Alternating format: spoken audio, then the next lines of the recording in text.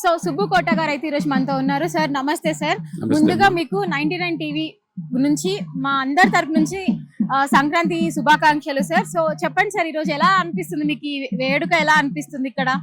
నాకు గోదావరి జిల్లాలోకి వెళ్ళినట్టుగా ఉంది పండుగ. ఓకే. ఈ ఈ గంగిరెద్దులు ఏంటి, ఆ పేడ ముద్దలు లేవు, కనపడలేదు, పిడకలు కనపడలేదు, కానీ అచ్చంగా అట్మాస్ఫియర్ మటుకు sounds and all reminds me when growing up in the villages what the environment is. It's a great training for the young children to Correct, experience. Correct sir.